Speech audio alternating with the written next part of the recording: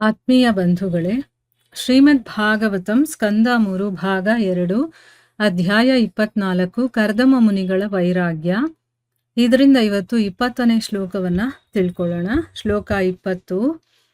ಮೈತ್ರೇಯ ಉವಾಚ ತಾವಾಶ್ವಾಸ್ಯ ಜಗತ್ಸ್ರಷ್ಟ ಕುಮಾರೈ ಸಹ ನಾರದಃ ಹಂಸೋ ಹಂಸೇನ ಯಾನೇನ ತ್ರಿಧಾಮ ಪರಮಂ ಯಯೌ. ಅನುವಾದ: ಮೈತ್ರೇಯರು ಹೀಗೆಂದರು: ಕರ್ದಮ ಮುನಿಗೆ ಮತ್ತು ಅವನ ಪತ್ನಿಯಾದ ದೇವಹೂತಿಗೆ ಹೀಗೆ ನುಡಿದ ನಂತರ ವಿಶ್ವ ಸೃಷ್ಟಿಕರ್ತ ಮತ್ತು ಹಂಸನೆಂದು ಪ್ರಖ್ಯಾತನಾದ ಬ್ರಹ್ಮದೇವನು 4 ಮಂದಿ ಕುಮಾರರೊಂದಿಗೆ ಮತ್ತು ನಾರದರೊಂದಿಗೆ ತನ್ನ ಹಂಸ ವಾಹನವನ್ನು ಏರಿದವನಾಗಿ 3 ಗ್ರಹ ವ್ಯೂಹಗಳಲ್ಲಿ ಅತ್ಯಂತ ಉನ್ನತವಾಗಿರುವ ಲೋಕಕ್ಕೆ ಹಿಂದೆರಳಿದನು.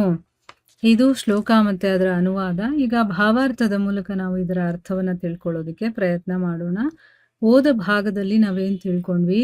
ಬ್ರಹ್ಮ ದೇವಹೂತಿಗೆ ಹೇಳ್ತಾನೆ, ನಿನ್ನ ಮಗ ದೋಷ ಮುಕ್ತಾತ್ಮರಿಗೆ ಮುಖ್ಯಸ್ಥನಾಗ್ತಾನೆ, ನಿಜವಾದ ಜ್ಞಾನವನ್ನ ಪ್ರಸಾರ ಮಾಡೋದ್ರಲ್ಲಿ ಪ್ರವೀಣರಾಗಿರ್ತಾರಲ್ಲ ಅಂತ ಆಚಾರ್ಯರು ಅವನನ್ನ ಅನುಮೋದಿಸ್ತಾರೆ, ಅಂದ್ರೆ ಅವನನ್ನ ಅನುಸರಣೆ ಮಾಡ್ತಾರೆ. ಮತ್ತೆ ಲೋಕದಲ್ಲಿ ಅವನು ಕಪಿಲ ಅನ್ನುವಂಥ ಹೆಸರಿನಿಂದ ಪ್ರಖ್ಯಾತನಾಗ್ತಾನೆ. ದೇವಹೂತಿಯ ಮಗನಾಗಿದ್ದು ನಿನ್ನ ಕೀರ್ತಿಯನ್ನ ಅವನು ವೃದ್ಧಿಗೊಳಿಸ್ತಾನೆ ಅಂತ ಹೇಳಿದ್ದನ್ನ ತಿಳ್ಕೊಂಡಿದ್ವಿ.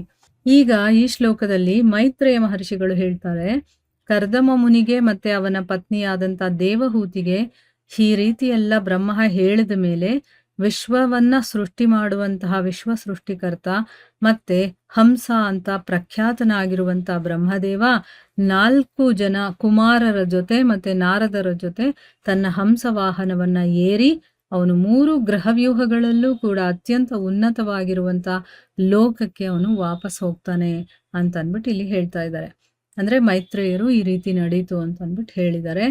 ಈಗ ಭಾವಾರ್ಥದಲ್ಲಿ ಗುರುಗಳು ಇದರ ಬಗ್ಗೆ ಏನು ಹೇಳಿದ್ದಾರೆ ಅಂತ ತಿಳ್ಕೊಳ್ಳೋಣ.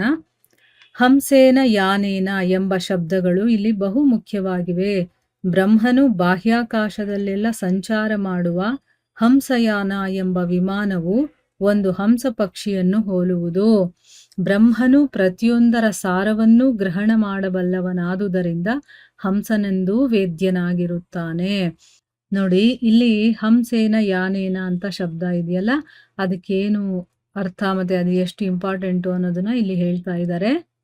ಬ್ರಹ್ಮ ಈ ಬಾಹ್ಯಾಕಾಶದಲ್ಲೆಲ್ಲ ಸಂಚಾರ ಮಾಡುವಂತಹ ಹಂಸಯಾನ ಅನ್ನುವಂಥ ಒಂದು ವಿಮಾನ, ಅಂದ್ರೆ ದೇವತೆಗಳೆಲ್ಲ ನಡೆದಾಡೋದಿಲ್ಲ, ಅವರು ವಿಮಾನಗಳಲ್ಲಿ ಓಡಾಡ್ತಾರೆ ಅನ್ನೋದನ್ನ ನಾವು ಸಿನಿಮಾಗಳಲ್ಲಿ ಮತ್ತೆ ಸೀರಿಯಲ್ಗಳಲ್ಲಿ ನೋಡಿರ್ತೀವಿ ಅಲ್ವಾ. ಯಾವುದಾದ್ರೂ ಒಂದು ರೀತಿಯ ವಿಮಾನದ ಹಾಗಿರತ್ತೆ, ಅದರಲ್ಲಿ ಕೂತ್ಕೊಂಡು ಆ ಕಡೆಯಿಂದ ಈ ಕಡೆ ಅವರು ಓಡಾಡ್ತಾ ಇರ್ತಾರೆ, ಅದನ್ನು ನೋಡಿರ್ತೀವಿ. ಇಲ್ಲಿ ಬ್ರಹ್ಮನ ಒಂದು ವಿಮಾನ ಹೇಗಿರುತ್ತೆ ಅಂತಂದ್ರೆ ಹಂಸ ಪಕ್ಷಿಯ ಹಾಗೆ ಇರುತ್ತೆ. ಹಂಸ ಪಕ್ಷಿ ಯಾವ ಒಂದು ರೀತಿ ಇರುತ್ತೋ ಅದೇ ರೀತಿ ಅವನ ವಿಮಾನ ಇರುತ್ತೆ. ಮತ್ತೆ ಬ್ರಹ್ಮ ಎಲ್ಲದರ ಸಾರವನ್ನ ಗ್ರಹಣ ಮಾಡುವಂತ ಒಂದು ಶಕ್ತಿ ಇರುವಂತವನು, ಗ್ರಹಿಸ್ತಾನೆ. ಏನಾದ್ರೂ ಇರ್ಲಿ, ಅದು ಒಂದು ವಸ್ತು ಇರ್ಲಿ, ಒಬ್ಬ ವ್ಯಕ್ತಿ ಇರ್ಲಿ, ಅದರ ಏನ್ ಸಾರ ಇದೆ ಅನ್ನುವಂಥದ್ದನ್ನ ಗ್ರಹಿಸುವಂಥವನವನು. ಅದಕ್ಕೆ ಅವನನ್ನ ಹಂಸ ಅಂತ ಕೂಡ ಕರೀತಾರೆ ಅನ್ನೋದನ್ನ ಇಲ್ಲಿ ಹೇಳಿದ್ದಾರೆ. ಹಂಸ ಅನ್ನೋದಕ್ಕೆ ಏನ್ ಅರ್ಥ ಅನ್ನೋದಕ್ಕೆ 2 ಅರ್ಥ. ಒಂದು, ಹಂಸ ವಾಹನದಲ್ಲಿ ಅವನು ಓಡಾಡ್ತಾನೆ, ಅದಕ್ಕೆ. ಇನ್ನೊಂದು, ಅವನು ಎಲ್ಲವನ್ನ ಗ್ರಹಿಸ್ತಾನಲ್ಲ, ಅಂದ್ರೆ ಎಲ್ಲದರ ಸಾರವನ್ನ ಗ್ರಹಿಸಬಲ್ಲಂಥವನು, ಅದಕ್ಕೋಸ್ಕರ ಹಂಸ ಅಂತ ಕೂಡ ಕರೀತಾರೆ. ಅವನ ವಾಸಸ್ಥಾನವನ್ನು ತ್ರಿಧಾಮ ಪರಮಂ ಎಂದು ಕರೆಯಲಾಗಿದೆ.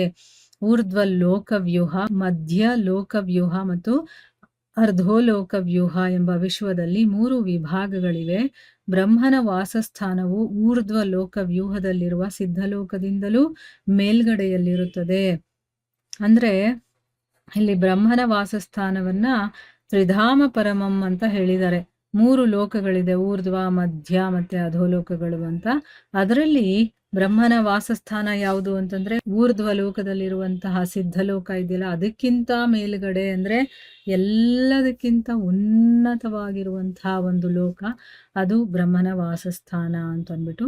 ಅವನು 4 ಕುಮಾರರೊಂದಿಗೆ ಮತ್ತು ನಾರದರೊಂದಿಗೆ ಸ್ವಂತ ಲೋಕಕ್ಕೆ ತೆರಳಿದ್ದುದೇಕೆಂದರೆ ಅವರು ಮದುವೆಯಾಗುವವರಲ್ಲ. ಅವರೊಂದಿಗೆ ಬಂದಿದ್ದ ಮರೀಚಿ ಮತ್ತು ಅತ್ರಿ ಮುಂತಾದ ಇತರ ಋಷಿಗಳು ಅಲ್ಲೇ ಉಳಿದರು, ಏಕೆಂದರೆ ಅವರು ಕರ್ದಮ ಮುನಿಯ ಪುತ್ರಿಯರನ್ನು ವರಿಸುವವರಾಗಿದ್ದರು.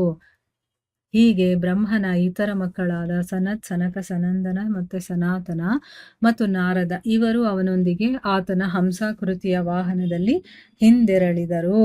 ಆ 4 ಕುಮಾರರು ಮತ್ತು ನಾರದ ಇವರು ನೈಷ್ಠಿಕ ಬ್ರಹ್ಮಚಾರಿಗಳು. ನೋಡಿ ಇಲ್ಲೇನು ಹೇಳ್ತಾ ಇದ್ದಾರೆ, ಈಗ 4 ಕುಮಾರರು ಮತ್ತೆ ನಾರದರ ಜೊತೆ ತನ್ನ ಸ್ವಂತ ಲೋಕಕ್ಕೆ ವಾಪಸ್ ಹೋದ್ರು ಅಂತ ಹೇಳಿದಾರಲ್ಲ, ಯಾಕೆ ಇವರು ಅವನ ಜೊತೆ ವಾಪಸ್ ಹೋದ್ರು ಅಂತಂದ್ರೆ, ಇವರು ಮದುವೆ ಆಗುವಂಥವ್ರಲ್ಲ, ಅವರು ಬ್ರಹ್ಮಚಾರಿಗಳಾಗಿ ಇರಬೇಕು ಅಂತ ಅವ್ರು ಅನ್ಕೊಂಡಿರ್ತಾರೆ.